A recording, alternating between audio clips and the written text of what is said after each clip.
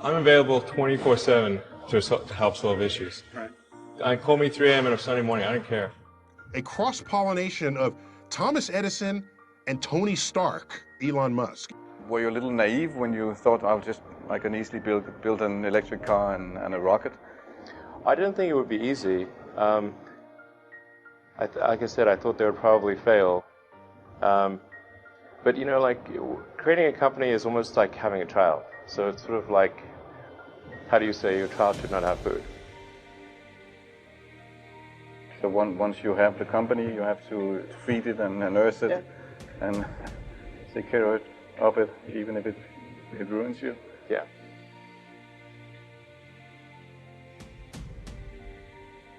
But suppose there were some tough times in 2008, end of 2008. How did you get through that period of crisis? Yeah. Can we just break for a second? Sure, of course. You want to wait a little while?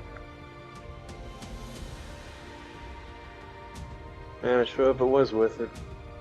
Sure hope it was worth it. It's everything. And I was borrowing money from friends to pay the rent. Well, I mean, Tesla really faced a severe threat of death due to the Model 3 production ramp. Essentially, the company was bleeding money like crazy, and just if we didn't solve these problems in a very short period of time, we would die. And it was extremely difficult to solve them. How close to death did you come? Within single-digit weeks. 22 hours a day, or like what? How many I hours? was working, so 7 days a week, sleeping in the factory. I worked in the paint shop, general assembly, body shop. You ever worry about yourself imploding? Like it's just too much? Absolutely. No one should put this many hours into work. This is not good. People should not work this hard. They should not do this. It's very painful. Painful in what sense? It hurts my brain and my heart. Where do you come up with your best ideas? Are you on vacation, or are you kind of just like in the middle of the night you wake up and start drawing things down? Or You know, sounds really cliche, but like the shower is probably like wake up and go to shower in the morning. And I think actually what's really happened is kind of stuff is percolated in the subconscious. Right. And it's not really occurring in the shower, but you're kind of getting the results of last night's computation, basically. Right. Whatever area that you get into, given that even if you're the best, there's always a chance of failure. So I think it's important that you really like whatever you're doing. If you don't like it, life is too short. I'd say and also if you like what you're doing, you think about it even when you're not working. I mean, it's something that your mind is drawn to, and if you don't like it, you just really can't make it work, I think. When you had that third failure in a row, did you think, I need to pack this in? Never. Why not? I don't ever give up. I mean, I'd have to be dead or completely incapacitated. Starting a business, I'd say, number one is have a high pain threshold. That's it. There's a friend of mine who's got a good saying, which is that starting a company is like eating glass and staring into the abyss. Okay, that's generally what happens.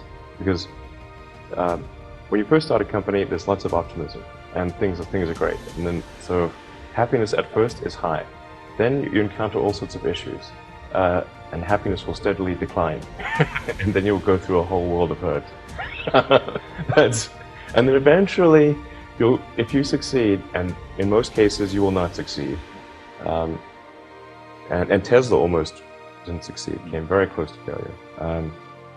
Then if you succeed, then after a long time you will finally get back to happiness. I think too is you got to make sure that whatever you're doing is a great product or service. It has to be really great. And I go back to what I was saying earlier, where if you're a new company, I mean, unless it's like some new industry or new market that, if it's an untapped market, then you have more ability to, the standard is lower for your product or service. But if you're entering anything where there's an existing marketplace against large entrenched competitors, then your product or service needs to be much better than theirs. It can't be a little bit better, because then you put yourself in the shoes of the consumer and they say, why would you buy it as a consumer? You're always going to buy the trusted brand unless there's a big difference. So a lot of times, entrepreneur will come up with something which is only slightly better. And it can't just be slightly better. It's got to be a lot better. Number 3, I'd say, is constantly seek criticism.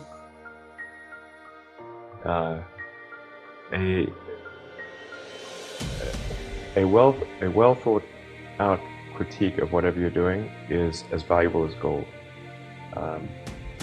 And you should seek that from everyone you can, but particularly your friends. Usually your friends know what's wrong, but they don't want to tell you because they don't want to hurt you. So they'll say, oh, I would encourage my friend, so I'm not going to tell him what I think is wrong with his product. It doesn't mean your friends are right, but very often they are right. And you at least want to listen very carefully to what they say. And to everyone, you're looking for, basically, you should take the approach that you're wrong. That you, the entrepreneur, are wrong. Your goal is to be less wrong.